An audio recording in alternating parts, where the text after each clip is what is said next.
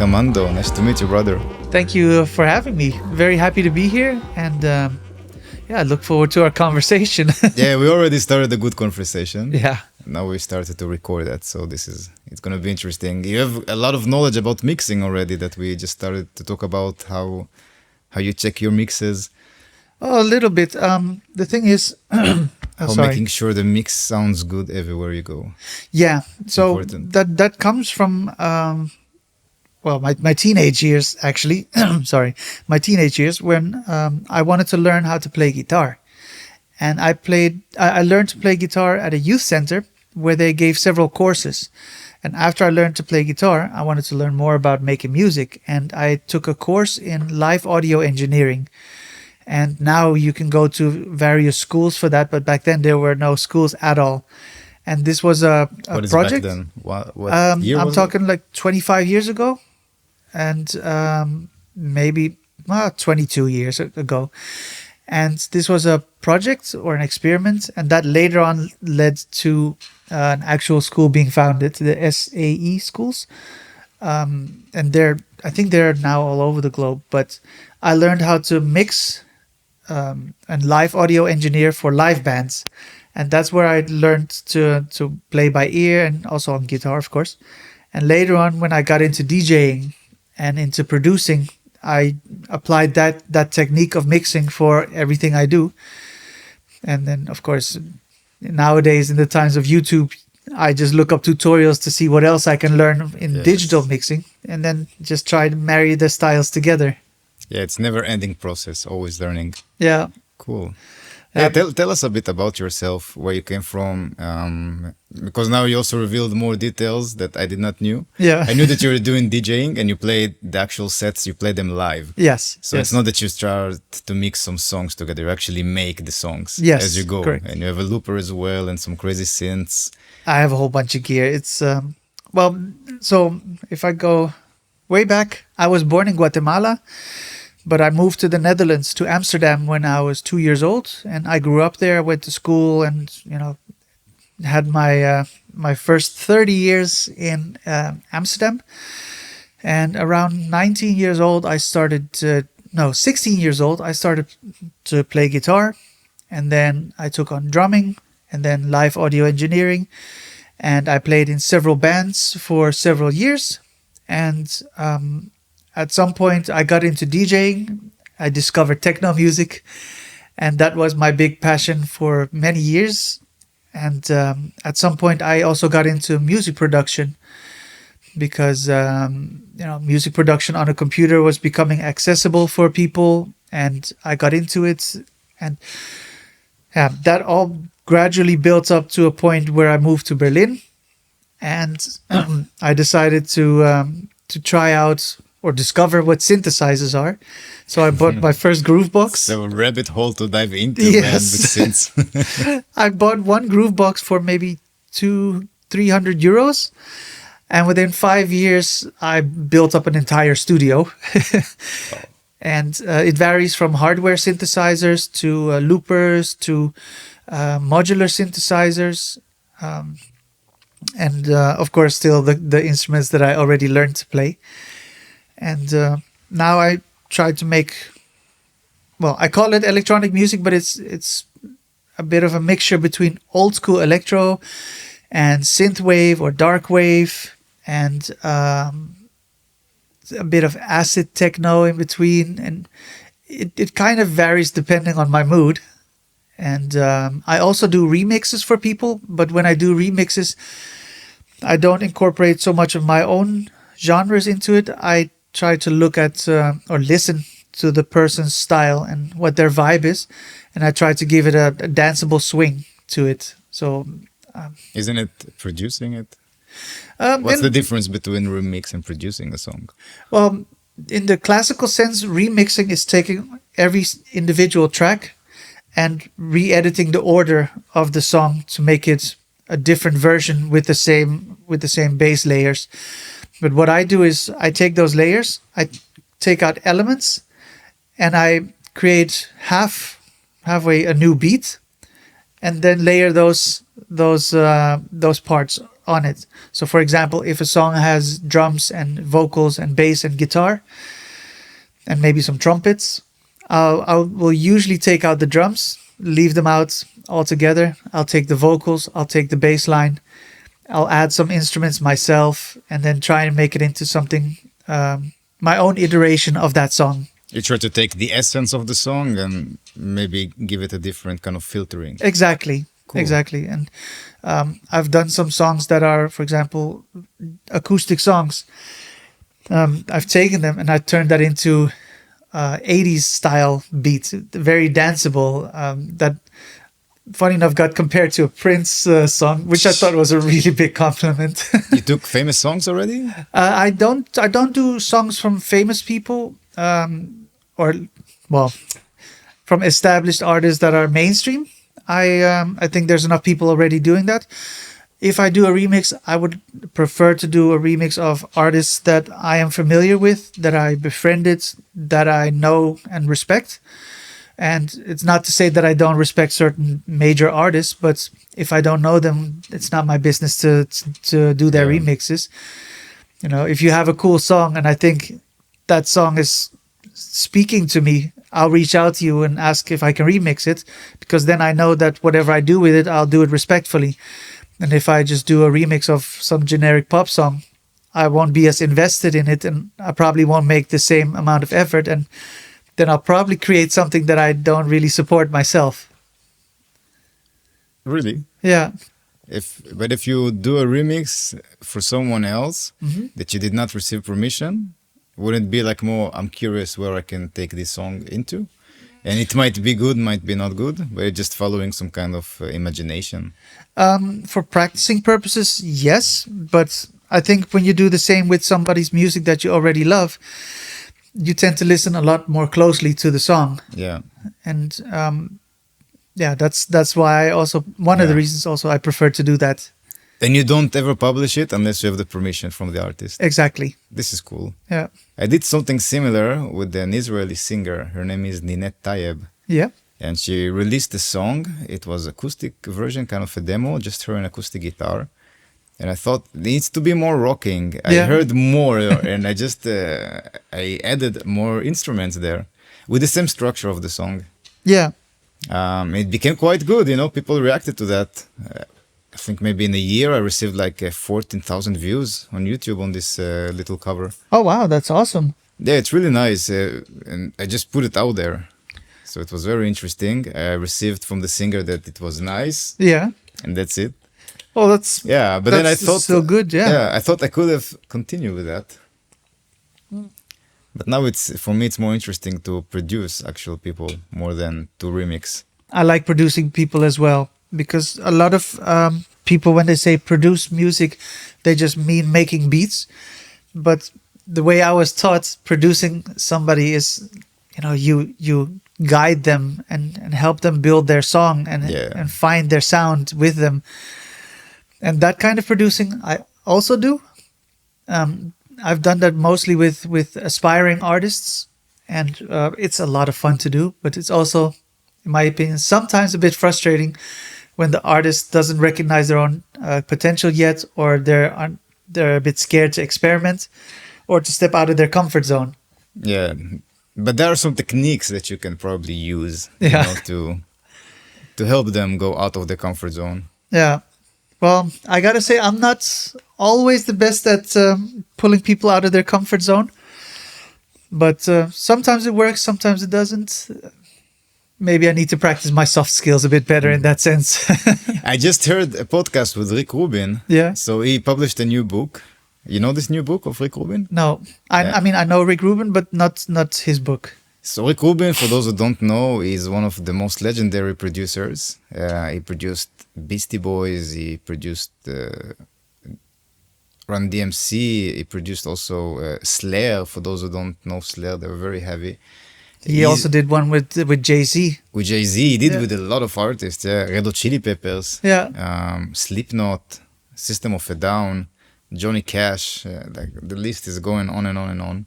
And he knows how to get the best out of Yeah. the artist, how to And pull it out. he released a new book, and people thought it's going to be a book about his telling stories about all the artists that he worked with. But it's more like a guidebook how to release creativity. Wow. And I want to put my hands on that book. So Yeah. now, because he's doing this promotion, he's on tons of podcasts. I got to check that out. Yeah, man, it's amazing. For me, I really enjoy listening to different podcasts of him, like 10 different podcasts. And he's already doing a lot of more podcasts, so I have the sensation that I feel him, that I know him, that like we're friends. Yeah, yeah. And the more I listen to him, the more I can observe all the knowledge that he have. You know, a lot of it, I believe it's subconsciously, just by repetition of me listening to this guy. Well, And he got such an interesting approach to creativity. yeah, I saw a few interviews with him on YouTube where he starts telling people, oh, you know what? I'm not even a musician. I didn't even learn to play any instruments and I have no intention of learning them either. I just know how to get the best out of artists. And when I learned that fact about him, I thought, wow, that's insane, because you know he's such a great producer. Yeah. And to know music and to know people in a way without knowing how to play any instruments, that's impressive, because that just shows how much he's all about the music, you know, and all about people. Yes, it's just energy, and we all feel energy. Yeah, The moment we hear a song, we already know if we like it or not. absolutely. Yeah, and it's like when we eat something, you know if it's tasty for us or not tasty Exactly. for us. And he says this is the same with music. And what you do, you just bring your own taste and Yeah. you present your own taste. But I do have to say, music is also something that can be used as a manipulation tool. Because if you listen to mainstream radio, it's just the same group of songs being repeated until people, you know, have internalized it and accepted it, and then start saying, "Oh yeah, I like this song." You know, there's a lot of those what I call dead space songs on the radio. They're just there to be a pop song. Basically, yeah. I mean, most reactions with people is, "Oh, I don't like the song." And then the second phase is you start mocking the song. Then the third phase is you start ironically listening to it. And then all of a sudden you start liking it. And then all of a sudden it's a song you like just by repetition. And I think those kinds of songs are different from songs that hit from the first time you hear it. You know, Do you have an example for songs like that? That because of repetition, they became famous? I think if I take a personal example, reggaeton is a very big example for me. That I don't like the genre at all, because I think it's very simplified, and it just kind of deteriorates the quality of the musicians behind it. But when I listen to, for example, the first time I heard Sledgehammer by I forgot his name. I'm not familiar with this song. Maybe not by the name of it. Peter Gabriel. There we Peter go. Gabriel. All But right. the first time I heard that song, that actually hit me like a sledgehammer, because of how it was produced, how the musicians played together. Or the first time I heard anything by Toto or Joni Mitchell, you know, those are songs that come from a very different angle. They weren't made with the intention of creating a commercial product. They were created by heart, and they hit differently. Whereas modern day reggaeton has more of a commercial intent to it, and that just kind of makes it very generic to me, and it doesn't hit the same way. And it's not to say that I hate the genre. I mean, there are some songs that do strike with me, and I'd say, okay, I can listen to it. It's nice, you know. Or if I'm DJing at a party, I'll play it for people if it makes them happy. But will I listen to it on my own accord? No. Reggaeton is something I have mixed feelings Yeah. towards. Well, I think the nice elements about reggaeton are usually the instrumental parts, but the drums, they are so basic and degenerate. Yeah, they're the same beat. Pam, pam, Yeah. pam, pam. It's almost like somebody says, let's make a very nice cake, you know, the guitars, the bass line, the singing, the melody, and then says, you know what, let's just add a ton of trash on top, and that's the drums. because it's Yeah, always the really, same. that's how bad their drums are for you? Yeah. Just the beat or the way they produce the drums? No, it's always the same samples and the same beats. There's nothing special about it. It doesn't change. But isn't it the same with electronic music?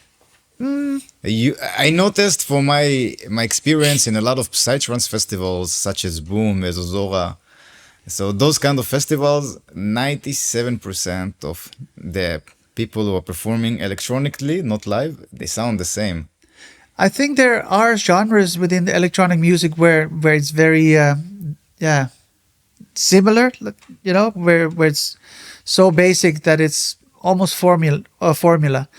But I think that especially in Berlin with electronic music, there are genres of or branches of techno or house, no, not house, definitely techno, where people try to take it further, because the leading factor in techno is mostly the 4 to the floor kick. Yeah.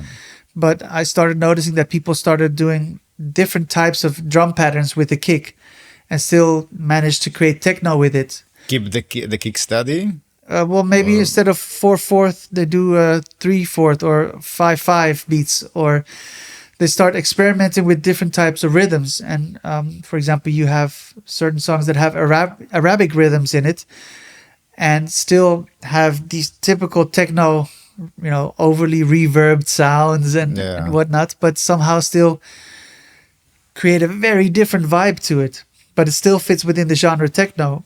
And Interesting. in the last 10 years, I think the whole genre has been going all over the place. Because when I moved to Berlin, everything was all about minimal techno. And the kind of minimal techno that was playing sounded like the intro to a techno song for about 8 hours long. Yes. And it's techno that never ends. Yeah. Or develops into something. And you couldn't pay me to listen to that music. I really wouldn't be caught dead in a club. This is my impression of techno music. Yeah. And I totally understand that. And that I understand image. why people need a lot of drugs to enjoy it, man. Yes. You need to be so fucked up so you just like a zombie moves with that, because there is nothing else that moves me. The thing is, when you're on for example, speed or something, your body wants to get rid of the energy. Yeah. And of course you're going to listen to that music because that's the only thing where you can get that energy out. And over the last decade, the scene changed and people's drug use changed, and people are becoming a lot cleaner in that sense and more self-aware. And you can see how that reflects in the music too, where minimal techno has kind of shifted all the way to the side, and other genres of techno have started sliding in, and the beats got slower, the beats got faster, things started changing to a point where you can listen to it sober and enjoy it sober and actually listen to it and get lost into the rhythmic elements of techno. And it's, to me, the techno scene was so bad in 2010 that I retired from DJing as a techno DJ. And I kept that up for a solid 7 years before gradually going back to electronic music and saying, you know what? Maybe they're not playing what I like, but it won't stop me from creating what I do like, and I'll just share that with people. And maybe there are some other people out there who feel the same or who also like that music. And that kind of triggered a few things, especially with the synthesizers. And it's come to a point where I've now created a whole network of people, like-minded spirits, who feel the same about the genre, where they say, yeah, it's really boring and we want to bring creativity back into it. And the music has changed for sure. It's going away from the cliches. Hopefully, we need something new. Absolutely. I felt that hip-hop had a really good peak a few years ago. Yeah. And, with for example, Tyler, the Creator, Kendrick Lamar, Anderson .Paak, Flying Lotus. Those guys came out of nowhere. Yeah. And they created something very unique. And now it feels like that, what's called the rap, the trap rap. How does it called? Yeah, I think it's trap, they call it. But and it's the same hi-hat, the same pattern, the same snare, the same everything. It just repeats. And people also mumble. And it's like, when you have this black metal band who just growls and you don't understand anything but noise. It's the same but equivalent to rap music, man. It's funny that you say that, because early 2010, when I shifted away from techno, I was actually a guitarist in a death and groove metal band. And there was this singer there, female singer, who also growled her lyrics. And I learned how to listen to the nuances in growling and screaming. And I found that there's at least 7 different types of screams or growls that you can get into. Whereas this trap music is so generic. It's always the same distorted 808 beats and tuned down 808 kicks to create a bass line, and the same mumble raps or the same rhythmic pattern for rapping. Yes. And it's always about the same topics. And, nowadays, hip hop clubs, they don't really do it for me anymore. But there was a wave, like you said, where you had people like Kendrick Lamar or Anderson .Paak that brought in a whole wave of creativity. Yeah. And this generic stuff is more of like a coffee filtered down version of that song, of that music. Yeah, I call it the fallouts. Yeah. What comes afterwards, the aftershock. Exactly. Because there is one who does something really good, and this one song goes everywhere, and everyone wants to be the one who wrote that song, right? The copy-paste artist. Yeah, you want to have this feeling of I did that, so you just copy that. Yeah. And then you have tons of people that copying that. But I can also imagine record labels playing a huge part in that, where they say, yeah, this is what sells. We want more of this. We're going to exploit this until it's milked out. Because if a formula works, I know for a fact that major record labels work like this. If a formula works, they exploit it till the cow is dead, basically.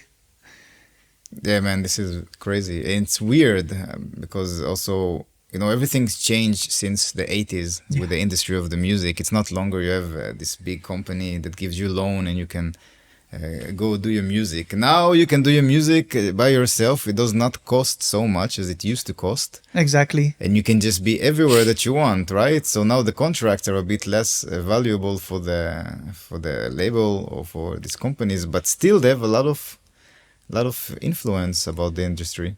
I think the major difference between back then and now is that the record labels used to have added value. And I think this is before the early 2000s, because they had the power to press records, to press CDs, to distribute CDs. Promotion. They promotion had and concert tours. And nowadays, you can release your own song. I have my own record label, Dictabeat Records.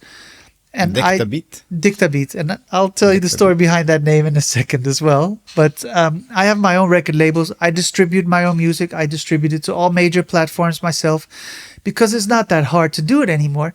And in that sense, a record label has no added value. Yeah. And in terms of promotion, I can handle it myself just as fine with all the tools that are available on the internet these days too. It's cheaper and more accurate than ever to do promotion. Exactly. And if I want to release something that's, a hard copy, for example, a record or a CD, then I can do a crowdfunding and figure out if my fans are up for it or not. And if they are, then they will show it. And if not, then at least I won't waste money or be in debt to a record label. This is wise to think like that. Yeah.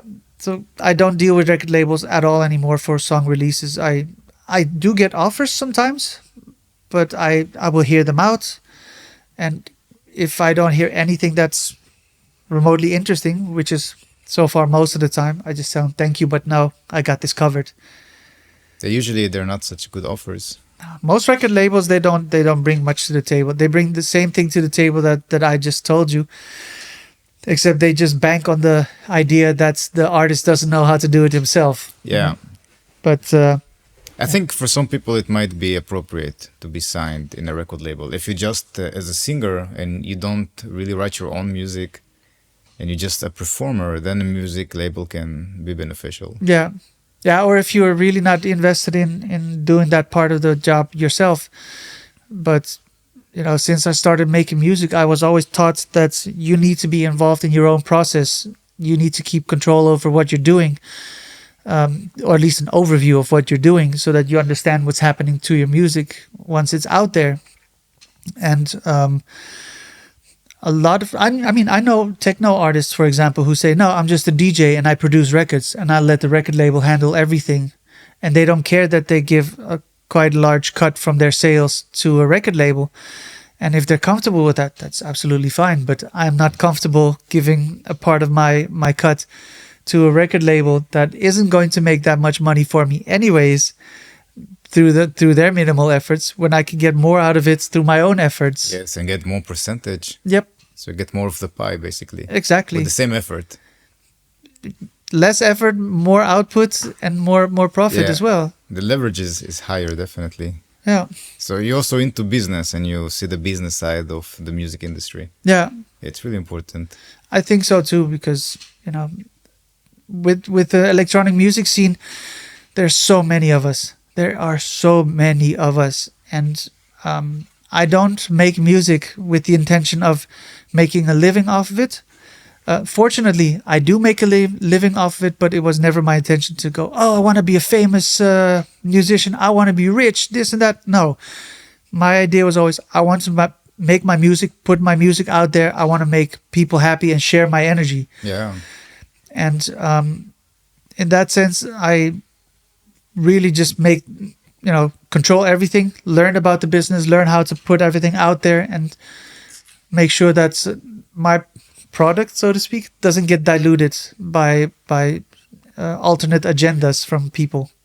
Yeah, this is important. If you take care of their business, more chances you will continue doing business. Exactly. So business means just to sell the music. This is business. And also, for example, I've seen it happen to some of my friends who do work with bigger labels, where they will have a nice song and even a hit song, and then the label says, great, we want more of that, and they just get steered or forced into making that one song into a genre, rather than exploring their creativity. And the last thing I want is a label to tell me what to make. Yeah, this is really hard for me as well. Yeah, I don't engage into formula making music. It's there is a formula, I believe. Like if you want to write a pop song, there is a way to write a pop song. You cannot really ignore that. But what you can do within those borders, this is where the creativity comes out of. Well, I think there's several ways to reach Rome. Yeah, this is true. But when you purposely start using the same formula to make the same type of song over and over again, then at some point it is really just manufacturing. It's not creativity anymore. But I don't like doing that. But I was going to tell you about how I got to the name Dictabeat, because my artist name is Professor Dictabeat. And at some point I was sitting with my best friend and we were talking about a DJ name. And my real name is Armando. And there was already a DJ, a very famous house DJ called Armando, and who also made acid house from the 90s. He's one of the pioneers of acid house. What is acid house? It's like acid jazz? It's house with a lot of music theory? Or No, actually, acid house is a genre that is based on the Roland TR-303. And that's a bass synthesizer that was created to accompany drummers. Except the product was not sounding like a real bass at all. And they were discarded very quickly. And then people in, for example, Detroit started picking up these machines and started playing with them because they could pick up something, really cheap. New. And they started experimenting with them and they started getting squelchy sounds out of these things and really crazy sounds. And that led to them creating house music. And with that 303 bass line over it, they created a genre called acid house, and it probably has more to do with LSD, the acid than acid jazz. I'm thinking acid jazz is also, I think, a lot to do with LSD. Could be, yeah. I mean, jazz was also heavily related to drug use, or at least originally. But no, at some point, my friend jokingly says, "You know what? You're a beat dictator." And we found out that day that in the Netherlands, you can call yourself a professor without actually having a degree. So he says, why don't you just call yourself Professor Dictabeat? It's like, what is a dictator, a beat dictator? Well, that comes from the idea that back then you couldn't really go up to a DJ and say, hey, can you play my song the way that a lot of people do at clubs now? Because if a DJ is playing out, a lot of people will hold up their phones with the title song or ask the DJ directly if they can play a request. But back then, you couldn't go to a DJ and ask him to play your favorite songs. You went to listen to DJs to discover new music, and the DJ would play what he would play. He was the dictator, and you were given what you were given. And in that sense, we kind of said DJs are beat dictators. But yeah, that's all changed a lot now, so it doesn't really hold up. But it created the name Professor Dictabeat, and I just stuck with it for lack of a better name. It's a great name, in my opinion. Oh, thank you. Professor Dictabeat. It's like, with your hat, I see a crazy professor, man. Like you wearing this white suit on you with a Cookie Monster hat. Yeah. Doing some weird noises with some synths. Well, I do make it a point to dress up when I perform, because a lot of artists that I know, they don't dress up at all. It's a performance, I think. This is true. You need to dress up. That's, it's my stage persona. And the professor has his outfit on, nice outfit, the same way that most professors have a nice jacket and vest on. And, sometimes I put on the shades, sometimes I put on the cap to make it a little bit lighthearted, but most of the time I'll have my hair clean cut and my suit nice. with lots of colors. And that's how I carry my persona on stage. It's important that people can remember you, basically. I think it's funny because I really started noticing now that I don't know if it's because of me or not, but lately I've been seeing a lot more people start their artist name with the name Professor. Doctor. Or Doctor, yeah. Dr. Dre. He used to also dress up like Dre, a doctor when he really started. Yeah, when he was still with the World Class Wrecking Crew, I think. That was before he became Dr. Dre. Well, he was always Dr. Dre, but he was in this DJ crew. And he had this lab coat on and the stethoscope, and he was doing scratches and mixes and making electro too. So He's a genius. Yeah, definitely. I have a lot of respect for him as a artist, as a producer, because that's one of those people that even though he works with major labels, he never allowed anybody to force him to produce anything generic. Yeah, exactly. And he keeps himself relevant after all these years. Absolutely. And also in the business, he keeps himself relevant. He knows how to do business. And this is the kind of person that you would like to do business with. Yeah. I learned so much from this man, a lot. I wish I could have more, material about him, more interviews or podcasts. Yeah. He doesn't really do those a lot, much. Right? That's a shame, because I bet we could learn a lot from him. Yeah, I learned a lot. I learned a lot about people who worked with him. Yeah. So they're sharing his kind of secret techniques, or the way that he isolates the bass. This was something mysterious for me, and I had to learn to find a way how to make my bass so clean and so juicy, like he makes it in his own productions. Well, one tip that I got from another mixing and mastering engineer was that if you play a bass line, cut up the notes. If you play an acoustic bass, for example, cut up every note and equalize every note on a separate track. Now that sounds like a lot of work, and it is a lot of work, but it will allow you to equalize the bass in such a way that it sounds clean through the mix and very solid as well.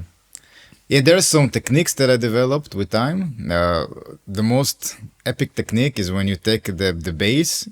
Also, if you have two kind of signals, it works the best, So maybe you have a microphone, maybe a bass amp, and then you have the DI. Yeah. So the DI usually I cut it above 250 hertz. Yeah. And then the actual microphone or whatever it is, I cut it below. Yeah. So I have like a fade zone on 250 hertz. And because the DI is usually very clean, so I use just the low end from there. Yeah. And I just compress it so everything will be very balanced. And then I duck a little bit from the kick. So I make the bass duck a little bit. Yep. And if it's not good enough and I'm not so happy with that, I just distort. Oh, yeah. Yeah, and usually that does the work. What I often do is that I will take the kick and then cut everything up to 40 hertz from the kick, so that all the subtones are out of there. Then I'll drop the mids a little bit on the kick, and then boost the remaining low end so that it really has a thump, and then I'll up the highs a little bit so that it also knocks a little bit, and that knock usually really aids the bass from where you hit the note. And yeah, I have this habit of making the bass and the drum, complement each other as much as possible on where it hits. This is so important in electronic music because everything is really on grid. So if they don't match, it creates a lot of mass in the low end. Yep. And then when you hear it in a huge speakers or in a very big sub, it just sounds like all these frequencies are crashing with each other and they create a lot of canceling and phase. Yeah, if they start clashing, the kick and the bass, then you get mud. Yeah. And mud is the worst to get rid of in a mix. What I realized in particular for my own music is that the mid section needs to be clean and present. And if the mids are equalized well and mixed well, then it becomes super easy for me to mix in the bass and the high end. But if I do it the other way around, if I start with the bass and the high end, then the mid section always becomes a mess. Yes, this is true. The mid is very important. Yeah, that's where for me that's where the magic is, because when you listen to your songs on a phone or a radio or even in a car, the mids are usually the most dominant ones, and it isn't until you get to a good sound system that the bass becomes dominant or the high end. Also, most of the instruments, they have most of the frequencies in the high mid, like I would say 400 to 1 kilohertz. Yep. Usually most of the instruments, they take this part somehow. Yeah, it's true. If I think if we don't make the right choices, like this instrument, this is the path. I see it more like a puzzle sometimes. Yeah. Like this deserve these frequencies, this deserve a bit lower, this deserve only the bass. And I've taken a lot of inspiration from what I call analog music. So when you have a band, usually the band has roughly 5 elements on average. Yeah. You have the drums, the bass, the guitar, the vocals, and maybe the keys or horns. And those are 5 elements that work really clear and well with each other. Yeah. And sometimes, when you have a band like Earth, Wind and Fire, you have way more than 5 elements, but they make it work. But in general, if you overcrowd your songs, it becomes harder to mix. The mix becomes a mess. It becomes... the song itself might become muddy as well or crowded. And I try to usually keep it to a maximum of 7 or 8 elements in a song. Yeah, sometimes I overload. I would say it's more like production overloading. Sometimes I add like a little bit of instruments on the side. Yeah. And I think the high end is way more forgiving. You can load a little bit more on the high end. Yeah. As long as you somehow keep all this high mids completely not there, I think there is a way to load a bit on the mix. Yeah. Well, the bass is always tricky, but once you find your own sound, it becomes easier to equalize and mix it as well, and eventually to master it, because the better your mix is, the easier the mastering becomes. Yeah, this is true. And the more you do it as well, you get more familiar with the process and what is it that you look for. Yeah. So sometimes you already know what you need to do instead of let's look for this kind of sound. Well, a friend of mine once said, you can't polish a turd. And he, he said it jokingly, because if your mix is bad, or if your EQing is bad, your mix will become bad. And if your mix is bad, then mastering will become virtually impossible. And that's what he meant with you can't polish a turd. Sure, you can, throw a bunch of things on it, but that's what's called glittering the turd. But yeah, exactly. It still won't be the same. Put some reverb on the turd. Exactly. And I think also one thing that people don't talk about it enough in mixing, because we just talk about low end and all this and all that. But what makes mix really, really stand out is when you automate stuff. Yeah. And that's the place where mix really can sound like a professional song. When you automate, you can automate parts, this will be less compressed, it will be more compressed, or maybe you can introduce some compression that gradually goes up. But also panning, I think, plays a large part. When sometimes I hear electronic artists, and you hear that they did little to no panning or automating, like you said, and it just, sure, the composition might be a nice composition, but you can tell there's something missing. There is no movement that needs to happen. Everything is static, and Yeah. it's not a picture. It's a music. It's dynamic. Yeah, for my personal workflow, I have this checklist. Like, first, the composition has to be to my liking. It should have a proper intro, proper progression, a crescendo, a proper breakdown, a build, a breakdown at the end, outro. And once I think that's all where it should be, then I start figuring out the EQing of every element, and then the mixing of every element, and the panning, and then the automating, and then the stereo image, and then checking which effects are necessary and which aren't. And then I start doing the mixing tests on various sound systems. And when I think all of that is good, only then will I start going for the mastering, because if none of those boxes are checked, then the mastering won't serve me either. Do you mix your own music, or you mix Yeah. also other artists? No, I mix mostly my own. I've done mixing for others, but I don't really get a lot of requests for it. So I don't do it very often, but I also actively don't chase it. Yeah. But I have done mixing for others as well, and yeah, they're happy with it. You mentioned a collective of DJs that are into new techno. I don't know how to call it. Yeah, what's the right we don't term? know either yet. That's the There funny is no thing. terminology. So I've started a collective of electronic artists, and some of them are DJs and some of them are live artists. We all work with synthesizers, both modular synthesizers as well as standard hardware synthesizers. And some of us DJ as well. And what we've done is we've created a collective where we make songs together, remix songs for each other, create events for the community, and try to bring in people who gel with this kind of music. So if, for example, you like one of my songs and you think, oh, I want to hear more of this, then through my channels you can find more of the other artists. And sometimes we do collaborations as well, and we'll release a song together. And at these networking events, the one that's going now is called Common Sense, as a wordplay on common sense. And people can come there with their synthesizers, talk to fellow synth fanatics, and talk about music, jam together, and become part of this network. And what we're trying to achieve here is to create an inclusive environment where musicians don't feel like they need to make the same cliches that exist just to become part of the techno scene. What we want is for people to feel inspired, bring new ideas to the table, and feel like they have the safe space to be a creative artist. Because I noticed, in my opinion at least, that the techno scene can be very superficial and very gatekeeping kind of a community. Probably because there's so many techno DJs, of course. Yeah, I thought about it while you were speaking, because if you open your gates and people are welcome to come, so for sure very talented people will gonna come, but also some people who think they're talented will come, and it's a very sensitive place to be, because those people who are not good right now, it doesn't say anything about their future. Exactly. But on the other hand, you never know, because he might stay like this for his whole life.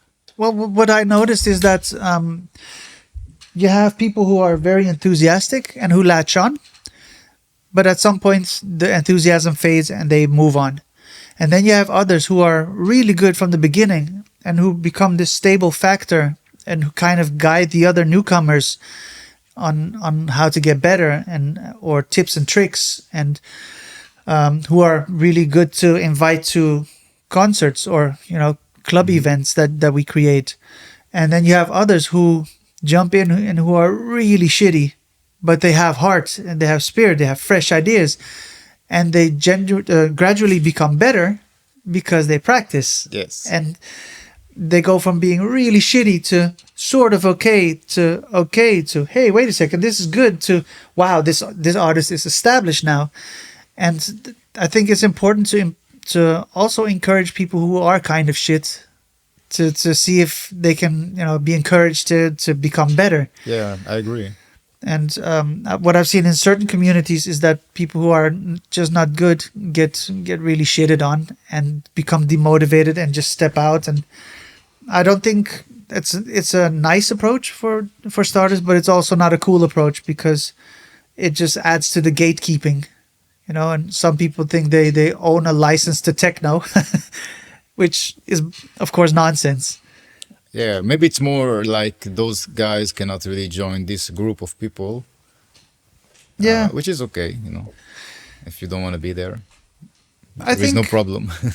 you know, I know that people always move on once they get out of things what they want. But you also create sometimes a community where people stick together for a longer period. And that's Yeah. what I'm seeing with this community as well. That's bonds are being formed. People are meeting up who normally only talk online and who are becoming friends in real life. And, you know, when you organize an event with these people who are electronic artists who bring something refreshing to the table and who are befriended, then the energy on stage is so much different as to when Yes. you just book somebody through your friend's label or through your friend's label from the network. Of course, they'll have good energy, or maybe even not. Who knows? Maybe just there for the money. But when you have such a community that, in the way that we've built it up, then people play with heart, and the energy at those parties are really good. Yeah, I agree about it. You also feel more free because you know the people around you. Exactly, and the artists, they don't feel this need to prove themselves, you know, to match themselves with peers of the techno scene. They're just there because they're being encouraged to be their authentic selves. And if you're allowed to be your authentic self, you start bringing originality, or hopefully it leaves the space for you to bring originality. Yeah. How long is this collective going for? We've been doing this now for 2 years. Well, no, 3, because it started during the pandemic.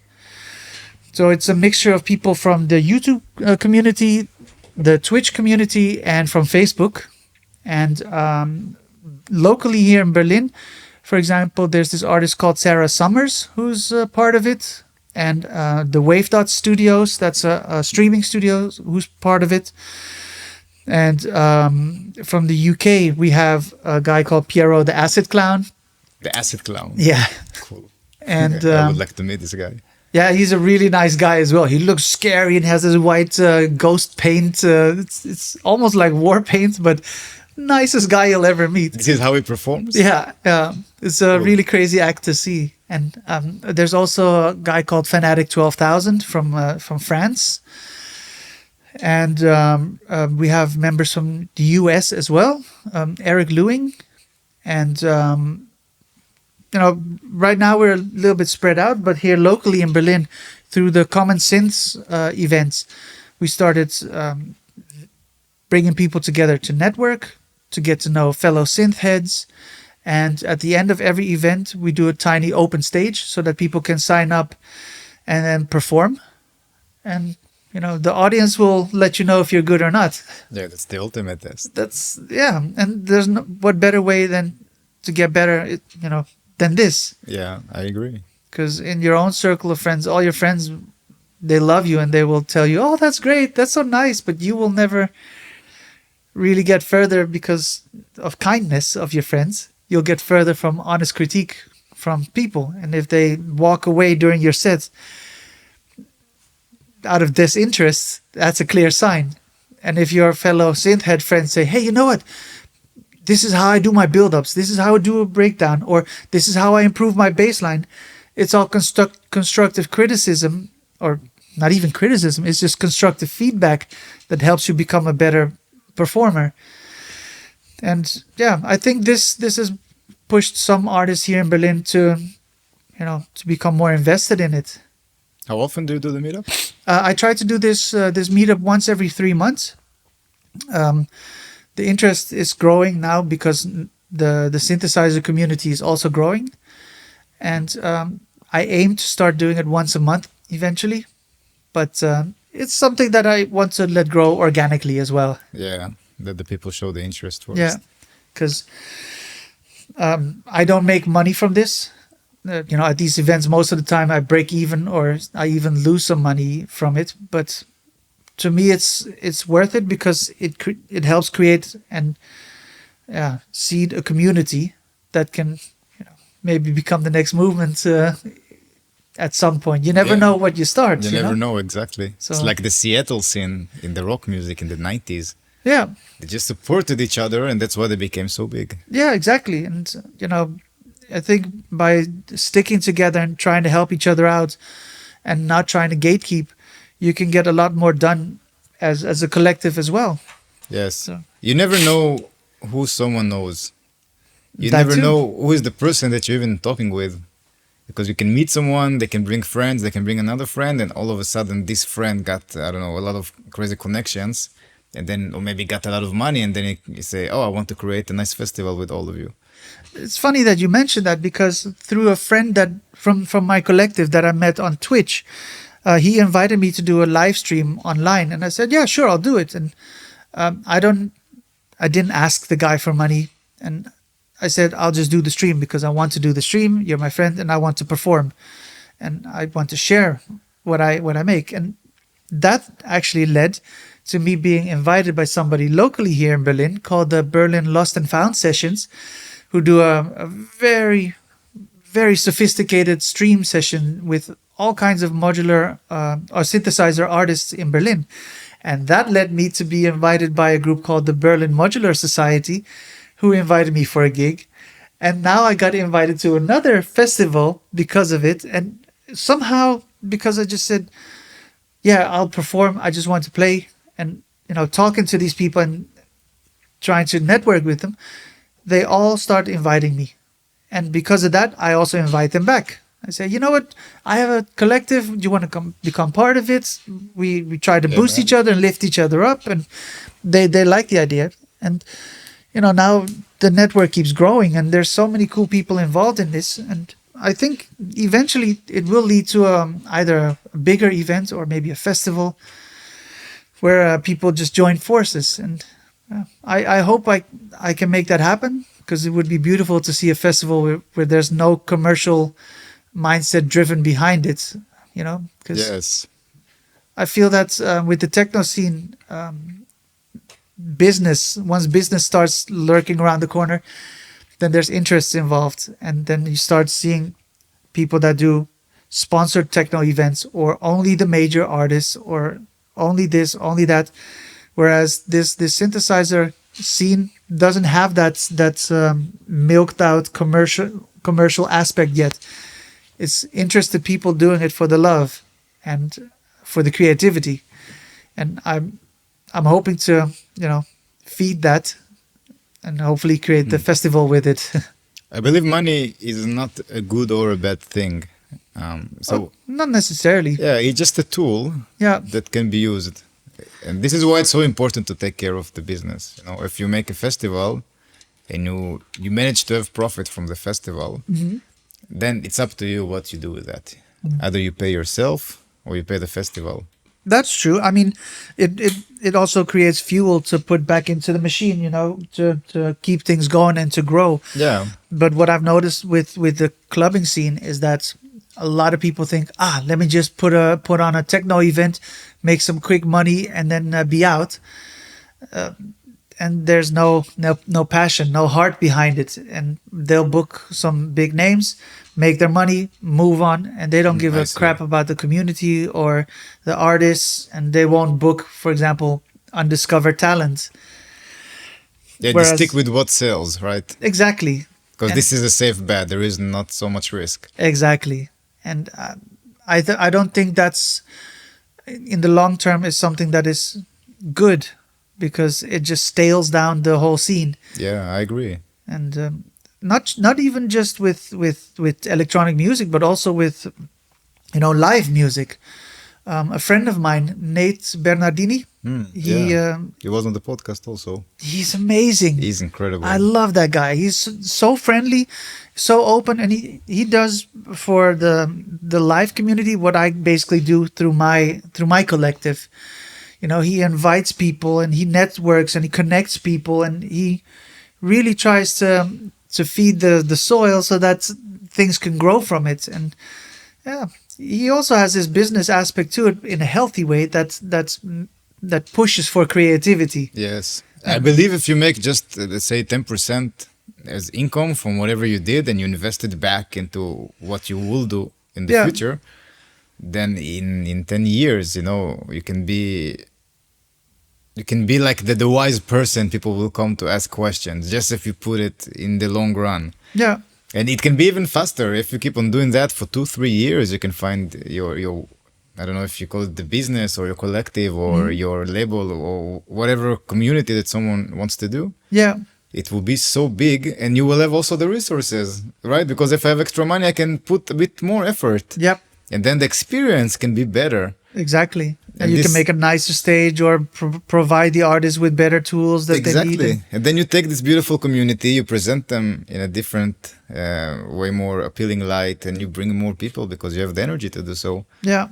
Well, I have the ambition to make this community thrive in Berlin, with Berlin as its main city, and then branch out to the other cities where the other artists are currently based. France, Strasbourg, Bristol, UK, Detroit. And do you plan also USA? to do the events over there? Yeah. Because To do meetups in those places. exactly. This is And cool. The other artists that are now part of the collective, I'm kind of trying to see if they're willing to become ambassadors, so that they can, form a branch in every city and become an ambassador, and then have the same network event going, and then see where it leads us. Sounds like a great plan. So, I keep working at it, and let's put it into the universe and see what the universe does to it. Yeah, man. Yeah. God bless the universe. Let's fingers crossed. Yeah. It's like you put the seeds and the rest will be taken care of. I believe that in general, if you do things with good intent and put in hard work, that you can get quite a lot done. Because authenticity shows itself. And in these times where everything is so generic and fabricated, people they really long for authenticity, something Yeah. to make them feel. Something different. Yeah. Yeah, and now it becomes even more general with AI revolution, especially with music. Maybe not so much with live, but I think it will go there as well. Maybe not so much with personalities, or more like let's create some generic beat, and then I have a beat already. Well, I think it's in its infancy right now. But yesterday, Are funny you into enough, that, into AI stuff? I'm looking into it because I think it's important to not ignore it, especially since it's new and very advanced technology. But one friend is already, screaming doom and gloom, saying, "Oh, AI is going to be the end of humanity." And then I went on YouTube, and I see the suggestion, Michael Jackson AI cover by SpongeBob. So it just makes me laugh when you hear SpongeBob singing Michael Jackson. Interesting. It's cool I was that it's not aware that possible. it exists, but it's nice. You What know, song was it? I think it was Billie Jean. So I would love to listen to that. I'll send you the link. It was really funny to me, but Yeah, those ridiculous stuff can be done with AI. Like you see, the Pope, for example, is doing some rapping in a poor neighborhood in Brazil. Like pictures of that. Exactly. And it's something you can never see in real life. I think AI will allow us to do things that we weren't before. I mean, it has the same feel to me, the way that the internet did when it was in its infancy. People were just dismissive on one side, and on the other side they were screaming doom and gloom as well. And in the end, the internet became a tool for everybody. Yes. And it's just, We cannot do anything without the internet now. yeah. The whole financial system will crash down the moment that we will not have internet anymore. Yeah, but also you can do a lot of good, but also a lot of bad with it. And when people are so afraid of AI, I think it has the same approach. You can probably do a lot of good with it, but also a lot of bad with it.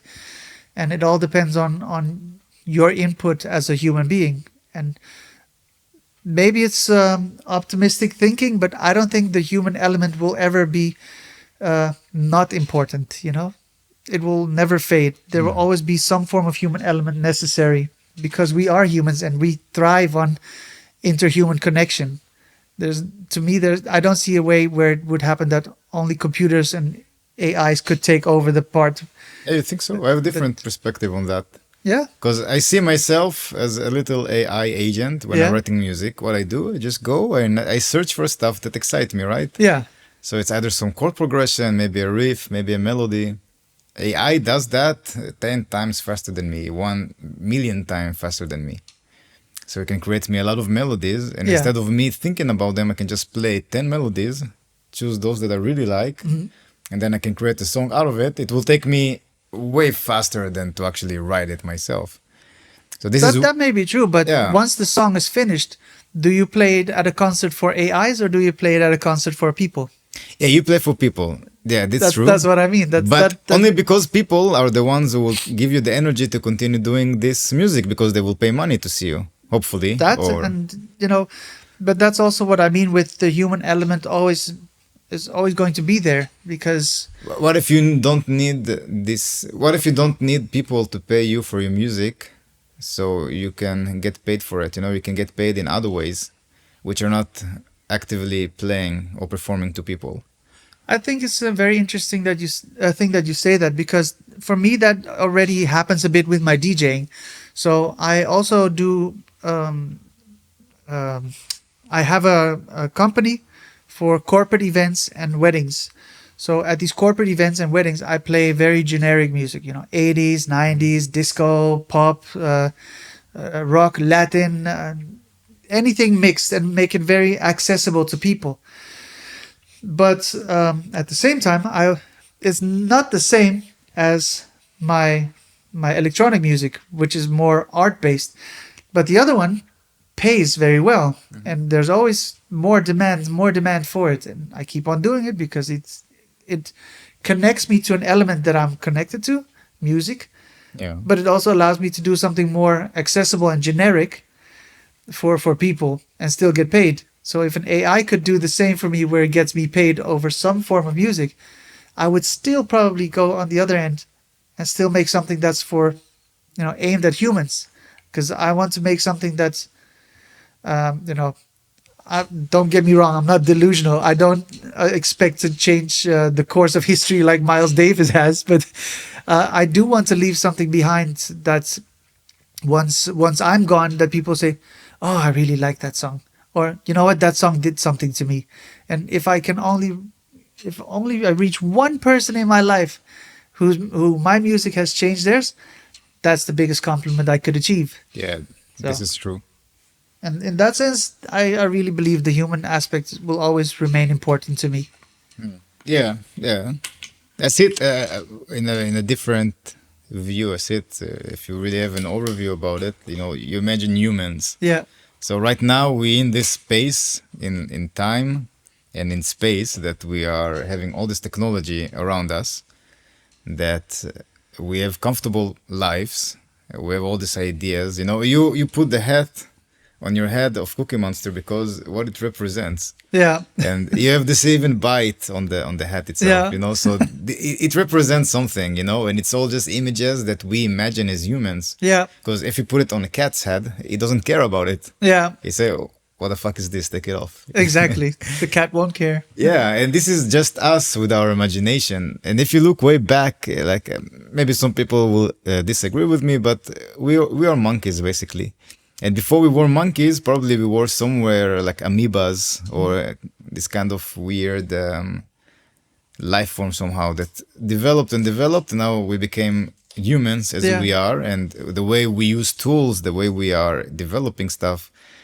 What if AI is the next evolution for this intelligent? If it was on amoebas and then it created into fish, and then it became these mammals, and then it became monkeys, and then it became us. Maybe the next evolution to be a supercomputer.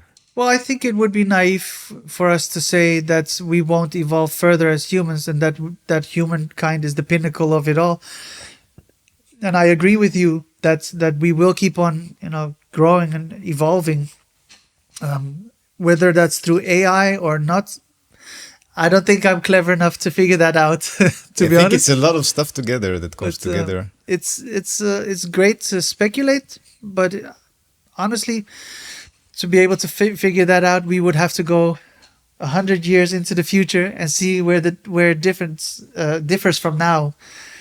But we need to go into the past actually, and we can see how quick it will arrive, in my opinion.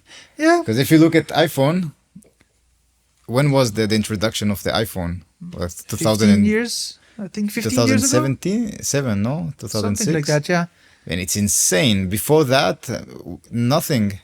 Just normal phones. Yeah. We call, but this is not a phone with a line. It's connected to the wall. This is something I can call anywhere. Yeah. And now I have technology travels faster and faster, and so does information. That's true. Can you imagine yourself without internet? Can you imagine yourself without a smartphone? Right now, I can, but that's because we're in that bridging gap generation that can still remember how it was before. But if I think about teenagers, I don't think they will ever be able to imagine a life without the internet or without phones. Isn't it serving your life better when you have your phone? Absolutely. it Technology more has comfortable. vastly improved the quality of life for me. But in that sense, I also have to say that I'm incredibly privileged in my position in life, because I live in Europe. I live in a war-free zone, conflict-free zone. I have good health. I have, lots of friends around me, a lot of love, good food. So everything is, in that sense, like a dream on my side. Yeah, so, this is very true. Yeah. So what if you imagine that it continued to evolve, all the internet and all the technology, and I don't know if we as humans, we will go further. I think we will go more inwards. Now they introduced the new Apple headset. Yeah. Have you seen this? Yeah. What the fuck? They look like swimming goggles. When this is the craziest thing. There are a few crazy things that really blew my mind. One of them was the fact that it can track your eye movements. Yeah. And it does it really, really fast. And Yeah. it can also, if you're looking at someone, you can see if they have augmented reality, which they can see part of the world around them. And then you can see their eyes through the screen. Yeah. Maybe maybe they are looking into a film and they're into virtual reality right now, so you don't see their eyes. Well, This is a whole new kind of, how do you call it in English? Conditioning, social conditioning that can develop with this kind of behavior. Well, I think a lot of people are still speculating right now in that respect on where the AI or virtual world is going to go, right? Because on one side, it could go very much inwards and become all about the individual, where you just see one person sitting on the couch, spending his life maybe in bliss because of what he can find through the glasses.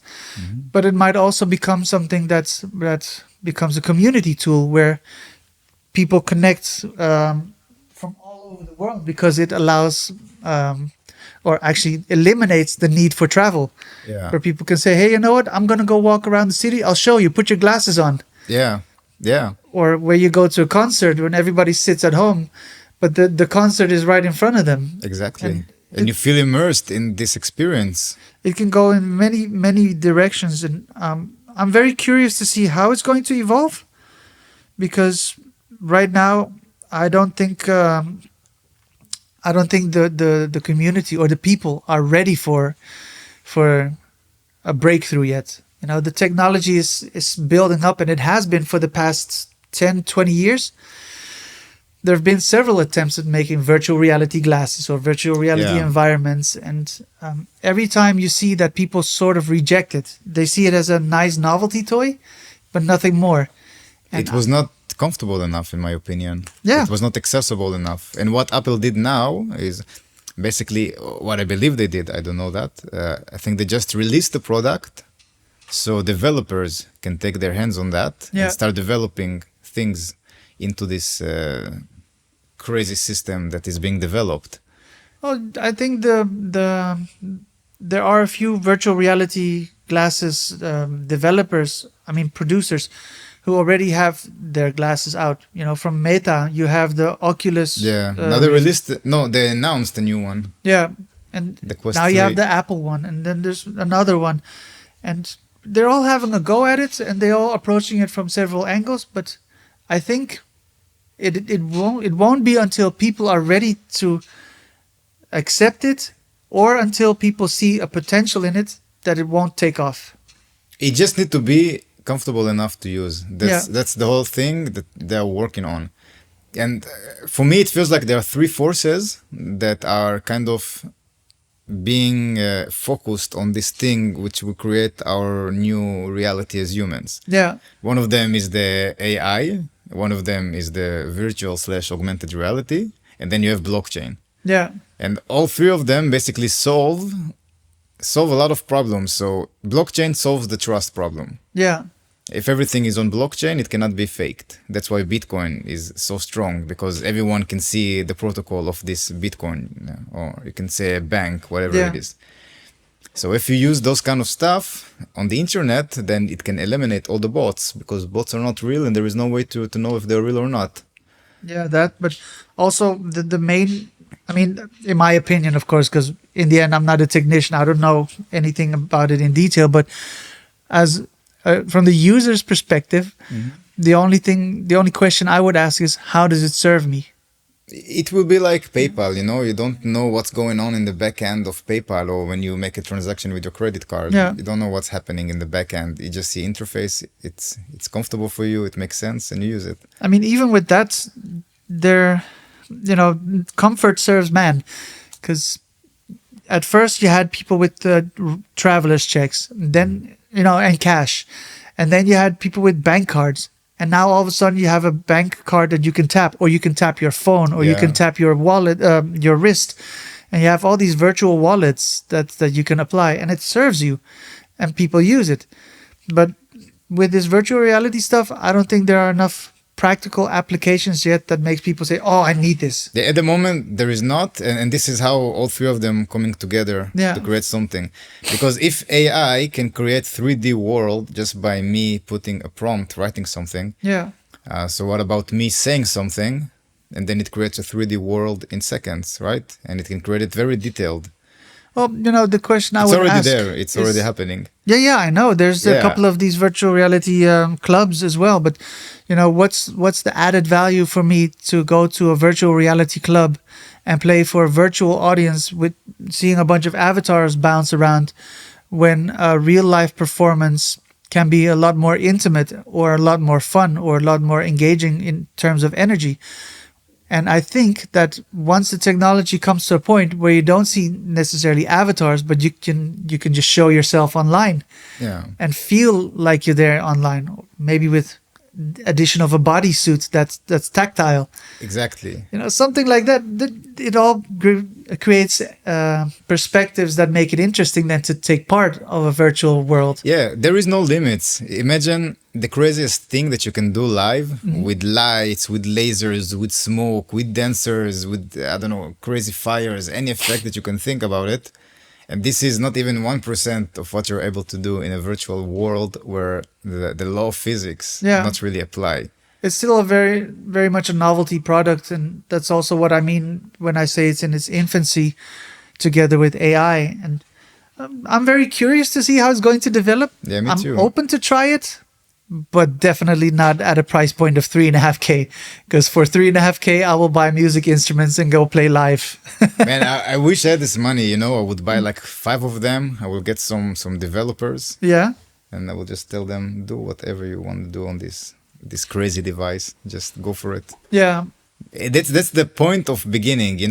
When you go to a war, you want to be early as possible in Yeah. the place that you're about to do the fighting, because if you come late, someone is already prepared. yeah. And they Yeah, will fuck or if you you're up. late, then you're there to clean up.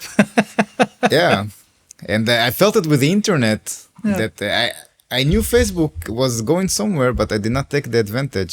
If I would learn to do Facebook ads 10 years ago, it would be a different story than to learn a year ago.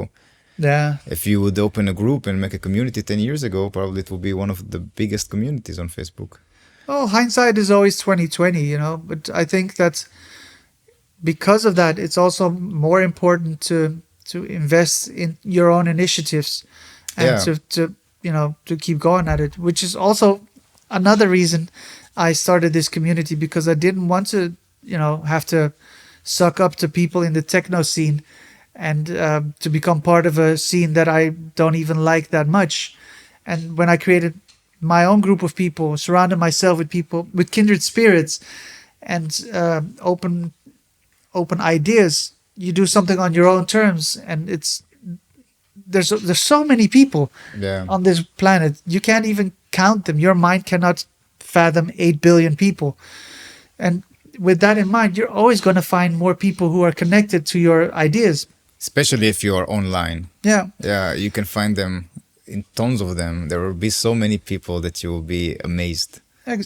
Exactly. And in terms of missing the boat, maybe that happened with certain ideas, but it's always a crapshoot because you can't predict the future. But what you can do is invest in your own idea Yeah. and make something pretty out of it. And if that grows into something that's going to be the next best thing, then it was meant to be. Yeah. And if it's not, then I hope that you at least had fun Of course. in your adventure. And I Yeah. think that's in the end is to me is more important having my adventure, having my travel, because the destination is the same for everybody. It's death. But the travel, it has to be worth it. Yeah. So My goal in life is to leverage my time as much as possible. yeah. I reached the point where I think that money is not longer an issue. I know I can make money, all right. Yeah. What I do with my time. Do I want to make money and sell my soul, or do I want to make something that I really have fun with? Yeah. And then I can generate money from somewhere else, maybe. Well, I grew up quite poor. And for most of my life, I was also not making a lot of money. And it wasn't until my mid-30s that I started living very comfortably and become upper middle class even. And then I had my car accident a few weeks ago. And I was so frustrated because of work and more work and trying to, keep the ship going. Yeah. And then I got hit by a car. And in one split second, your whole life, well, it didn't flash by me, but it spun by me because I spun through the air before landing. But it just, dawned on me that in one split second, your life will possibly be over at some point.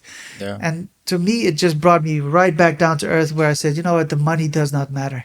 No, it's If not I matter. if I can pay my bills, if I have a roof over my head, clothes on my back, a warm meal every day, the rest is absolute moot. It doesn't matter. Yeah. It's a tool from there on, and as long as I can get stuff done that's make me happy, that give me some sort of value, then that's more important than making loads of money. And that's kind of where I've come to now since I got hit by that car. So maybe it struck some sense into me.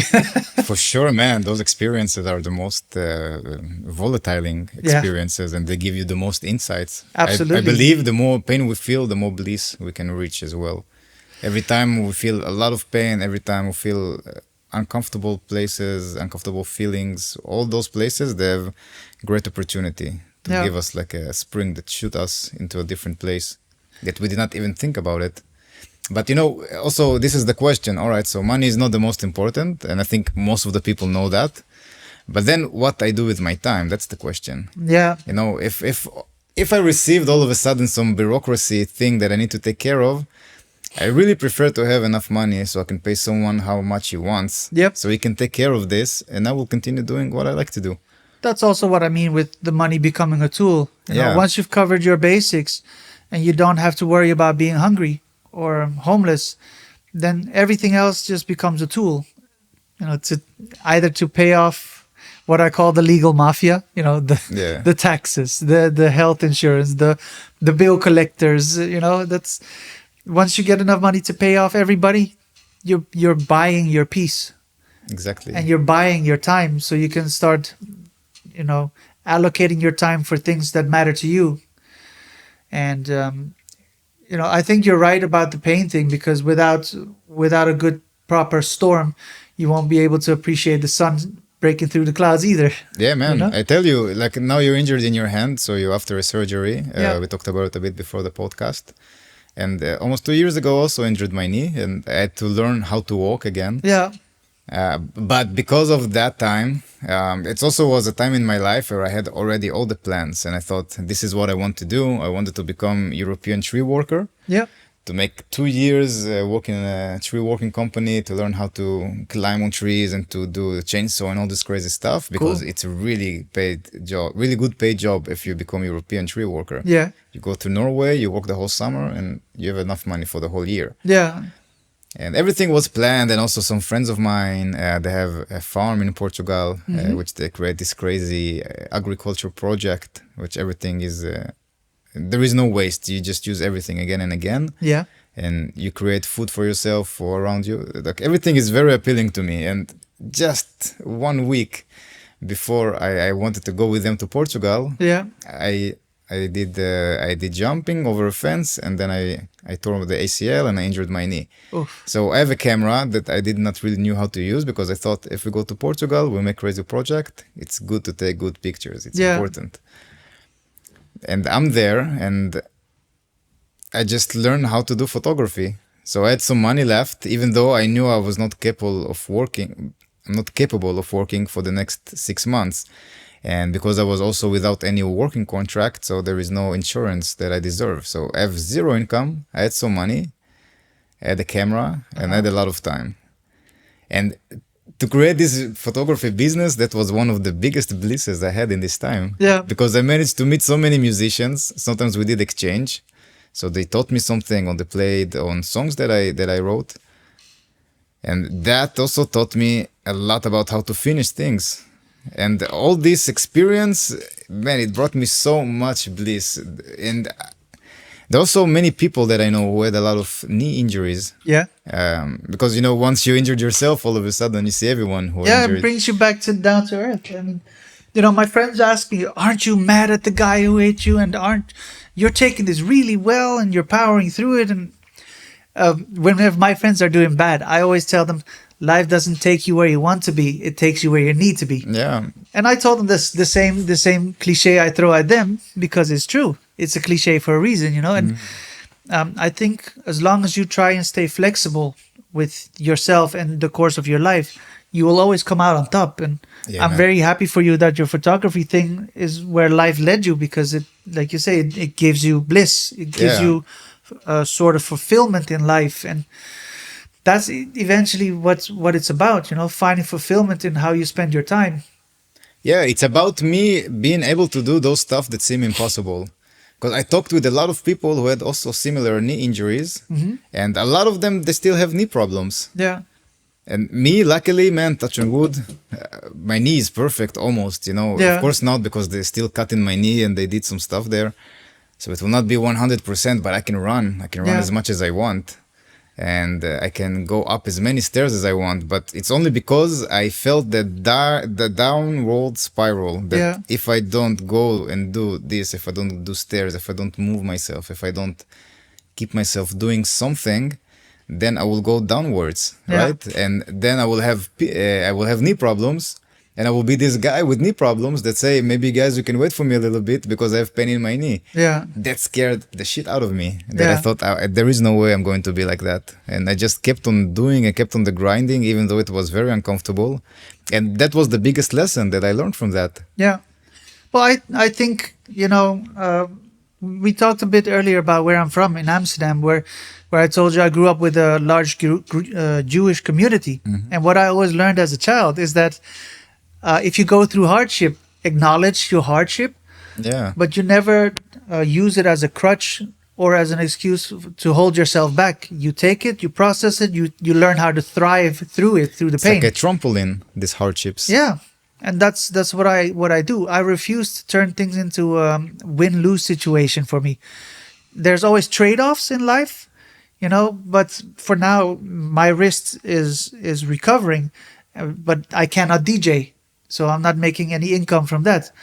But my fingers are working. I'm getting better every day. I keep working at it. I find different ways, different solutions. I get back on top on my own terms, because I refuse to turn hardship into a thing where I go, oh, I'm such a sad case. Look at me, my wrist. No, that's not my style. It's, hardship is there to test your character. It's all a test. That's all it is. Yeah. If you deserve to go to the next level or not. Exactly. And if you want to go to the next level, but you're not ready, life will present to you the same challenges again and again until you learn. If you will learn, Yeah. And this is all it is, man. I'm so happy that you have the same attitude towards life. Yeah. Yeah. But that's also what I mean. Like, life tends to bring kindred spirits together, It's It's very true. The way It's, things I'm, are. I'm not religious or anything, but I do have this sense, that life tends to have its little ways of bringing things together or people together or working out. And in that sense, I put myself in the hands of the universe Yeah, and let man. it do its thing. I trust the universe as well. Yeah. The universe and my own feeling.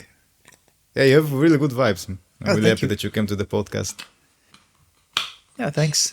Again, I'm happy to be here. Yeah, I think we're like 1 hour and a half. Oh,